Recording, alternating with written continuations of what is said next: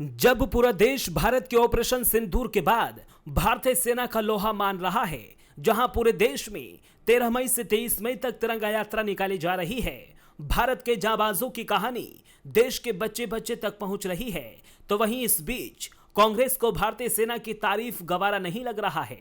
आतंक के मुद्दों पर केंद्र सरकार के हर फैसले में कंधे से कंधा मिलाकर चलने का कांग्रेस से दावा खोखला साबित होता नजर आ रहा है। कांग्रेस को अब देश हित में लिए गए फैसले पर केंद्र सरकार की तारीफ मंजूर नहीं, ये हम नहीं कह रहे हैं, खुद कांग्रेस की हरकतें बता रही हैं। कांग्रेस के ही नेता शशि थरूर ने ऑपरेशन सिंदूर की तारीफ क्या कर दी, कांग्रेस को मिर्ची लग गई। पहले शशि थरूर का यह बयान सुन लीजिए।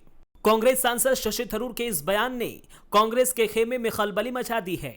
कांग्रेस थरूर के बयानों से कन्नी काटती हुई दिख रही है। साथ ही दावा यह भी किया जा रहा है कि कांग्रेस की बैठक में शशि थरूर के बयान को लक्ष्मण रेखा को लांघने वाला बयान बताया गया है। वो उनकी राय है, जब थरूर साहब बोलते हैं वो पार्टी की राय नहीं होती है। वहीं दूसरी तरफ बीजेपी कांग्रेस के रवैये को लेकर सवाल उठा रही है।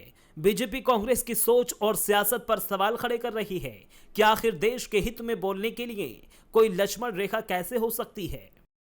One is amazed to note that the media seems to be reporting that Mr. Shashi Tharoor's comments standing in favor of the government's actions with regard to Pakistan, speaking in favor of the armed forces, is taken to be crossing the Lakshman Rekha. How can there be a Lakshman Rekha for speaking in the interest of the country? How can there be a Lakshman Rekha standing with the armed forces and their action?